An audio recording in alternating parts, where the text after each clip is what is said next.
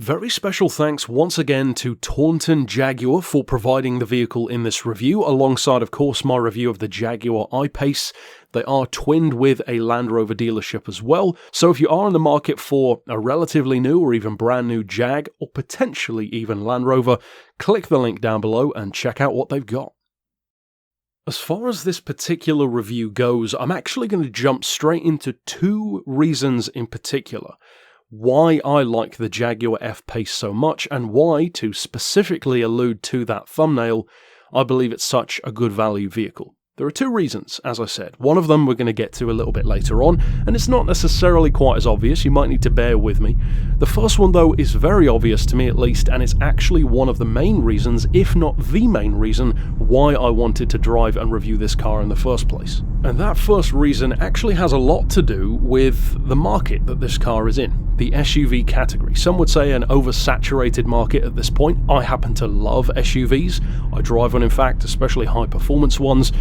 And in terms of this car, let's call it that for the sake of simplicity, one of the reasons why I loved it so much is because of the way it's designed.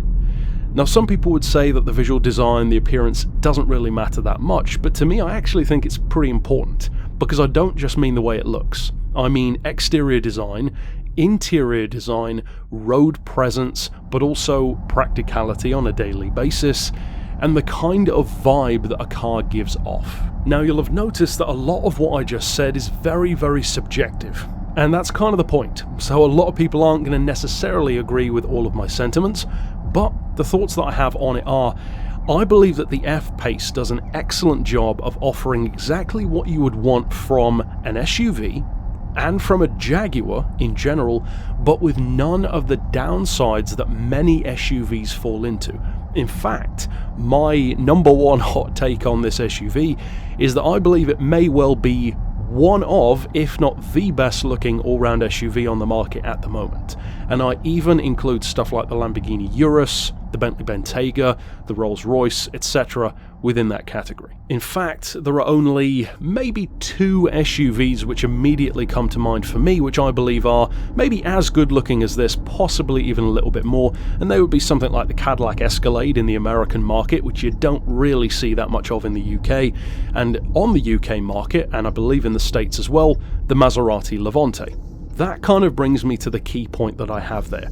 If you can liken a Jaguar which when brand new was 40 grand, and in the case of this car you can now buy around a 2016, 2017 shape with between 20 and say up to 70,000 miles at most on the clock for the mid to high 20 grand region, if you can liken that to a Maserati or a Bentley, and even have it in the same ballpark as those in terms of appearance alone, well, that's a pretty good start. At the same time though, I believe that the Jaguar is actually no way near as over the top and nowhere near as ostentatious as it easily could have been. Jaguar could have easily overstepped the mark and made it a ridiculous SUV. They didn't. They chose to make it something which ties directly into my second point as to why I believe it's such a good SUV platform.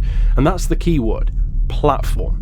Most manufacturers, not just high-end, but even low-end as well, and I use the term low-end loosely, of course, I'm talking more affordable stuff that has really no connection to performance, and I'm sure you can think of some SUVs on that end of the spectrum. They tend to fall into one of those two camps for the most part. The ones that are higher end tend to focus on the higher end. The Bentaygas, the Uruses, even something like a Porsche Cayenne, there's really no such thing as a cheap Porsche Cayenne, not a new one anyway. Then on the other end you've got maybe some Peugeot SUVs, Citroen SUVs, maybe even lower than that in terms of price, and they don't really tend to even try and enter the higher performance segment at all. The great thing about what Jaguar did, and this is my key point, that second point in particular, is this is the SUV equivalent, for Jaguar at least, to my thoughts on the Porsche 911s that I reviewed, and some other cars as well. Even something like a Ford Focus is another perfect example. If you want to make a vehicle that not only sells well, but sells well in multiple markets and appeals to multiple types of buyer, a true success, you need to make the platform of the car good. Because if you make the essential underlying theme of the car good, then you can make it a more affordable version, you can make a higher performance version, you can have multiple variants that appeal to people who would otherwise never have any connection with each other. Something like a Lamborghini Urus will never be on the options list of somebody on a 40 grand budget, likewise the other way around. Whereas this Jaguar is something that could genuinely be on the, say, financing or used car or even new car shortlist for a family with a budget. But it could also be on the shortlist of somebody who wants a 550 horsepower, 0 to 60 in 4.3 seconds super SUV. Because just like that Porsche 911, just like the Ford Focus and a number of others as well, in the SUV category and beyond, it has so much variation. Consider this one for example, the 2-litre 180 horsepower model that I'm driving. It's certainly not the quickest thing around. These kind of models, be it the checkered flag special editions, normal ones, R Sports, you're looking at a 0 to 60 time of about 8.5, 9 seconds, something like that. So it's not that quick. The payoff though, the amazing payoff in fact, is that this full-size 5-seater SUV, and we're going to talk about the size again in just a second, this can hit a combined cycle of up around 50 miles per gallon. It's like 47 around town, 60 on the highway in some cases, averages over 50. That's remarkably good for a full-size SUV, especially if you compare that to 10 or 15 years ago. Then the road tax is crazy as well, and here's a real-world comparison for you. This exact car has a road tax of £150 a year. That's crazy for an SUV that looks as good as this one does with that kind of premium quality interior. Compare that, for example, to my car, the Volkswagen Touareg V10. Now, of course, that is the total other end of the spectrum, as I was talking about, a high-performance, basically top-of-the-range Touareg. There were only two that were higher, and those were the R50 and, of course, the ultra-rare W12. I pay £580 a year for road tax. This Jaguar is £150. That is a colossal difference. Now, of course, there's a difference in performance as well, but in terms of a daily driver, on the practicality alone, this Jag is very impressive. Fantastic fuel economy, great tax price, and even the used prices for a 2016-2017 model or so on Auto Trader, for example, are really good. You're looking at like 20,000 miles all the way up to 60 or 70,000 at most for about 25, 28 grand, a little bit more if you want to get a higher spec. And even on that complete opposite end of the spectrum with the crazy 550 horsepower SVR model, well, even that one from this generation is about 50 to 60,000 pounds here in the UK. Now, I'm sure that varies a lot based on country, be it in the States or in Europe or wherever, but of course this is where I'm reviewing the car, so those are the primary specs that I'm going to talk about. To me, that makes it a deeply impressive SUV. The fact that you can have so much variation. On the one end, this Celine S7 level of power with fantastic acceleration, and then on the other end, a brilliant fuel economy, excellent tax bracket kind of SUV, which, and this brings me back to some of my other favourite points about that initial design, it's not obscenely big either. Despite being large enough to have good enough space for somebody like me who is 6'3", I need the headroom, I need the legroom, the width room, you could easily have, 2 adults, 3 kids in the back if you wanted to, tons of trunk space, or a Labrador in the back as the saying goes, but it's not ridiculously large. In fact, I believe it may even be smaller than something like a Discovery in comparison. So it's relatively modest, and by UK standards, if it's modest, well, certainly in somewhere like America, even more so. It's a car that manages to look great. In fact, again with some anecdotal evidence, far more people were looking at this car while I was driving it.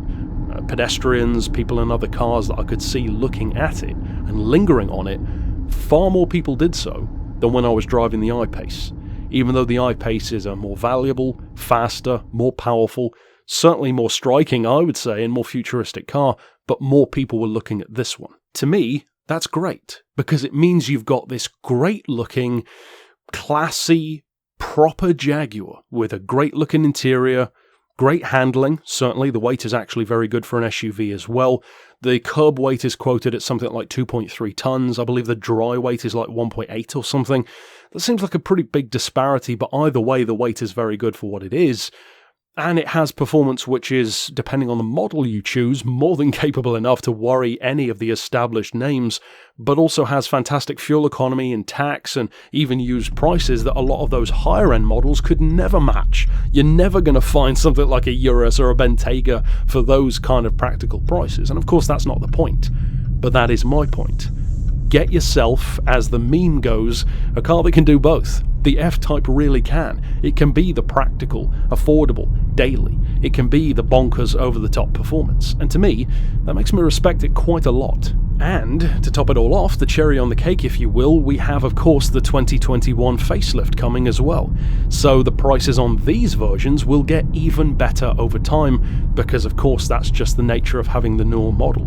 So I would say that in terms of used values, of course it's not rock bottom yet. It's not going to be, it's not old enough, but it's already good value and it's only going to get better.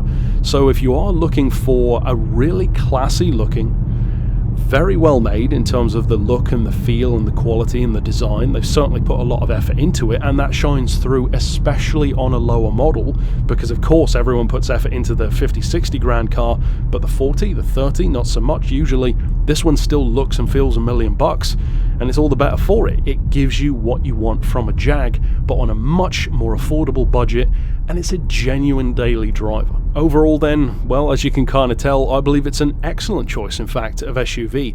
And for all of the over-the-top futuristic awesomeness of the I-Pace and its all-electric wonder, even though it did make this F-Pace feel a little old-fashioned when I drove it after driving that fully electric 400 horsepower model, this one in its own way, I believe, is almost a more useful car. Because yes, the electric car is really cool, and in its category it would be my car of choice. This one, as far as SUVs go though, is kind of even stronger compared to the competition. Great value, great tax, great economy, and great performance if you want it as well, all wrapped into a nicely sized, practical, stylish, classy, all-round SUV with a ton of road presence, and I believe it lives up to what you would want a car bearing a Jaguar badge to do. Overall though, that's it for my thoughts on the F Pace. Of course, give me your thoughts down below. Maybe you're just a fan of it. Either way, tell me down below. If you're an owner of any model in the F Pace range, all the way up to the SVR, tell me about that down below. Do you love it? Maybe not so much. In some cases, you never know. Give us your stories down below, and of course, stick around on the channel for more car reviews in future. And if you want to check out my review for the I-Pace, a number of other Jags as well, including F-Types and XKRs, and of course, far more cars as well, Maseratis, Porsches, Mercs, AMGs, all of these different models that I've talked about on the channel, then click here on screen to see those as well. But until next time, I'll see you then, and for now, as always, thanks for watching.